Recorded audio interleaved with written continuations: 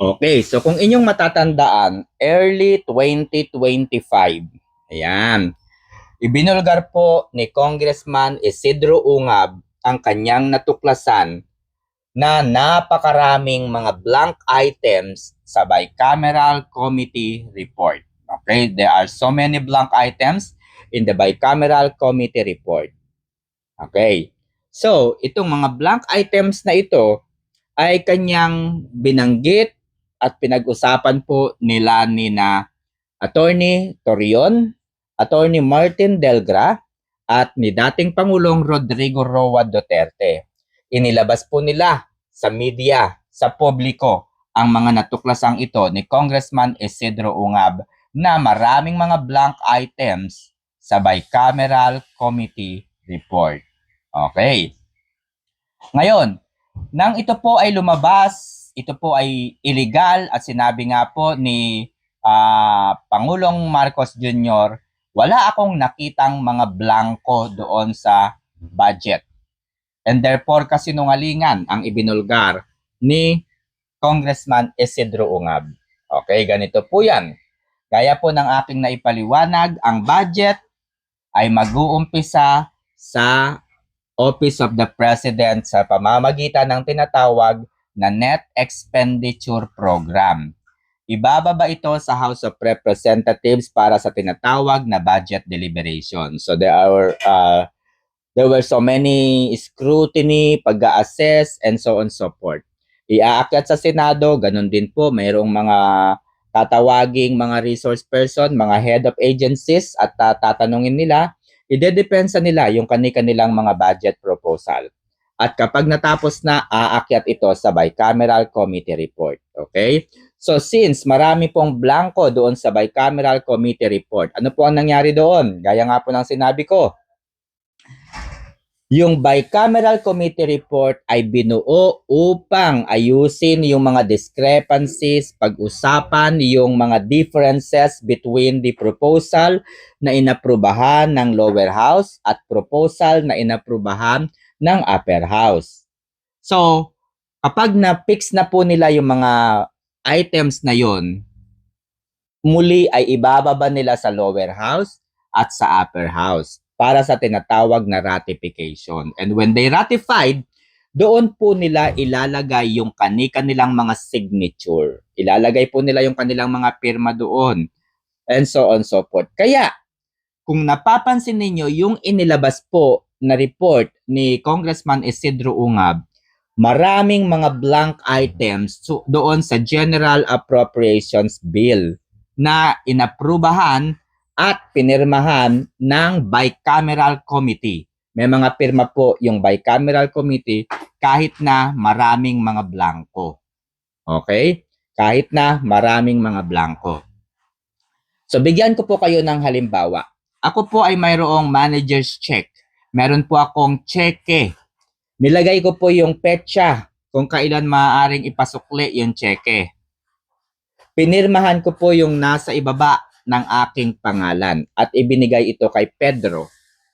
Ngayon, dahil na kay Pedro na yung cheque na mayroong signature ko at nandun din po yung date kung kailan ito ipapa-encash, ngayon na kay Pedro na po kung magkano ang isusulat niyang halaga doon sa cheque.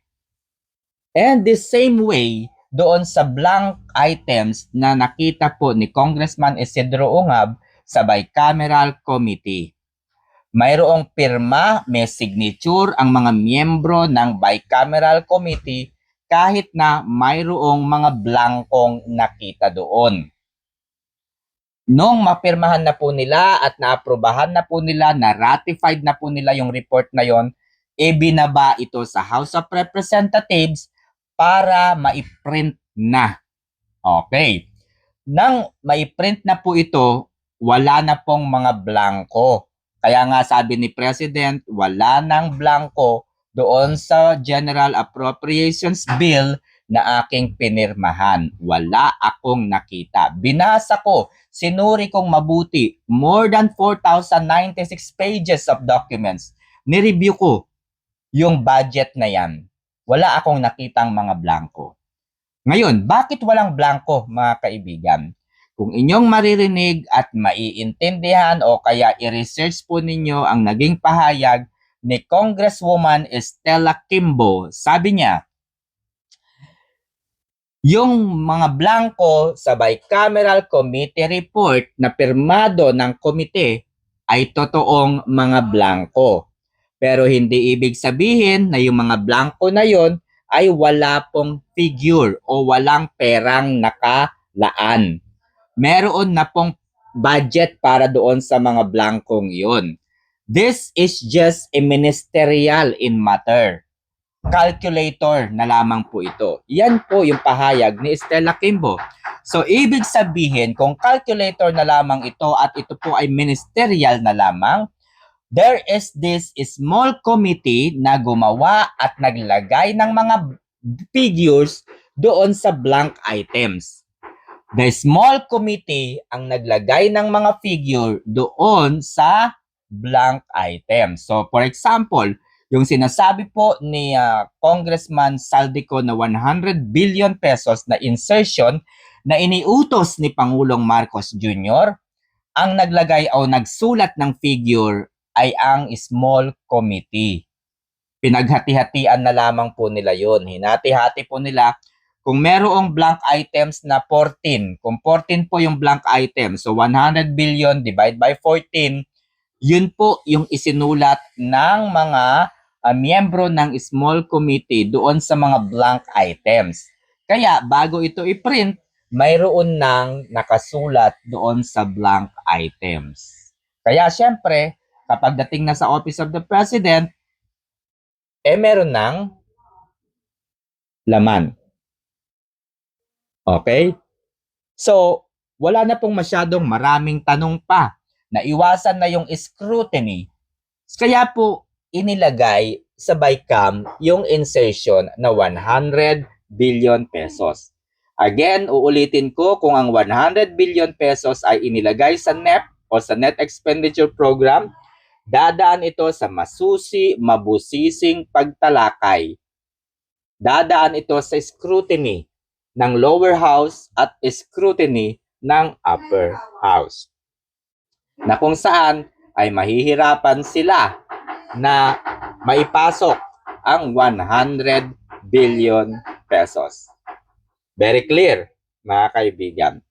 So kung kayo ang tatanungin, nagsasabi ba ng totoo si ako Bicol Party List Representative, no? Saldico?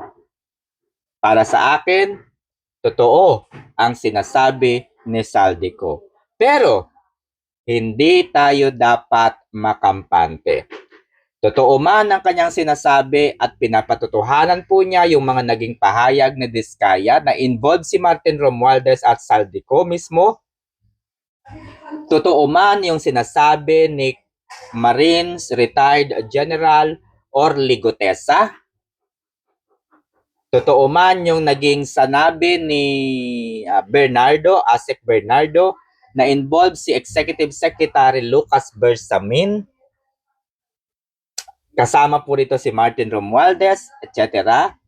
Hindi po naka-authenticate. Hindi po authenticated ang statement ni Saldico. No? Ibig sabihin, wala siyang binasang dokumento. So ibig sabihin, wala po siyang notarized statement or documents. Yung kanyang sinabi, hindi po pwedeng gamitin dahil hindi po ito nakatake ng oath. So, gagamitin ito ng administration para sabihin sinungaling si Saldico. At dahil dyan, mga kaibigan, pipilitin nilang makauwi si Saldico dito. Pero, kunwari ay ipakukulong, kunwari ay iimbestigahan, pero ang totoo, ito ay para maproteksyonan. O bakit? Una na pong nagpahayag si Ombudsman, no, yung pinakang bulldog ni Marcos. Si Ombudsman Remulla, sabi niya, huwag maniniwala kay Saldico, hindi ito valid. Ito ay walang bisa dahil hindi naka-oath. Walang document na naka-notaryo. Okay? Pangalawang statement ni Remulla,